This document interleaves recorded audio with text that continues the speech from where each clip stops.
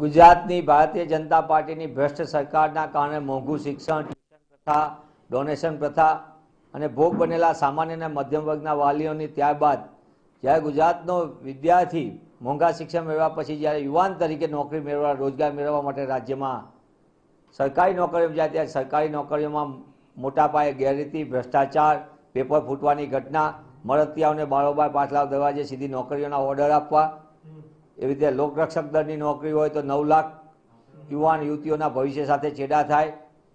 તલાટી કમ મંત્રીમાં 23 લાખ યુવાન યુવતીઓ ગુજરાતના અરજી કરતા હોય અને એના ભવિષ્ય સાથે છેડા થાય, 15-15 લાખ રૂપિયા ભાવ બોલાય, ત્યારે સામાજિક ક્રાંતિ અને ગુજરાતમાં મોંઘા શિક્ષણ પછી રોજગારની તકો ન મળવાના કારણે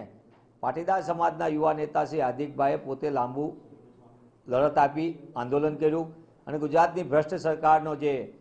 ગુજરાત વિરોધી ચહેરો છે તેને ખુલ્લો પાડ્યો. સરકારે પોલીસ તંત્રથી દમન કર્યું, 14 પાટીદાર સમાજના યુવાનો ભોગ બન્યા. ત્યારે આજે હાર્દિકભાઈએ જ્યારે વાત કરી છે કે હું લોકસભાની ચૂંટણી લડીશ અને જે રીતે એમનો વિડીયો આપના માધ્યમથી સામે આવ્યો છે, હું એમને આવકારું છું, કારણ કે સામાજિક ક્રાંતિમાંથી લડત આપીને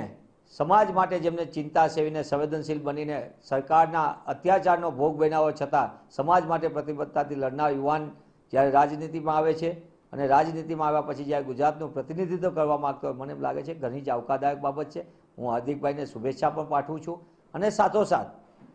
જે રીતે ભારતીય જનતા પાર્ટીના 2014માં 26 સાંસદો ત્યાં આંગળી ઊંચી કરીને ગુજરાતને અન્યાય થઈ રહ્યો છે છતાં મૌન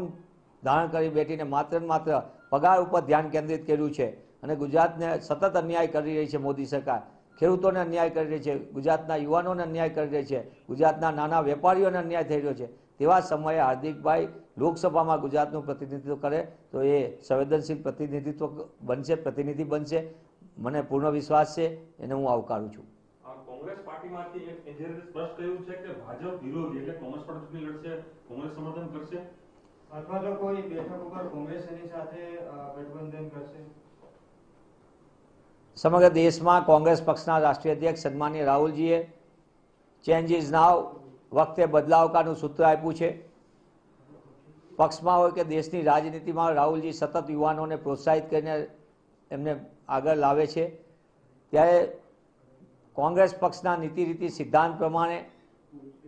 તેઓ જે કોઈ લોકો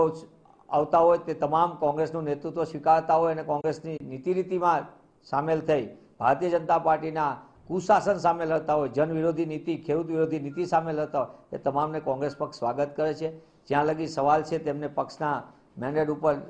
એમને ટિકિટનો ને એનો, કોંગ્રેસ પક્ષમાં લોકસભાના ઉમેદવાર માટેની પ્રક્રિયા હોય છે, દરેક પક્ષમાં હોય છે. કોંગ્રેસ પક્ષમાં સ્થાનિક કક્ષાએ અને ત્યારબાદ એ પ્રદેશ કક્ષાએથી જે કન્સલ્ટેશન સ્થાનિક જિલ્લા કક્ષાએથી પ્રદેશ કક્ષાએ અને પ્રદેશ કક્ષાએથી રાષ્ટ્રીય પાર્લામેન્ટરી બોર્ડમાં જ્યારે આ મુદ્દો થશે અને રાષ્ટ્રીય પાર્લામેન્ટરી બોર્ડ આ નક્કી કરશે કે કોંગ્રેસ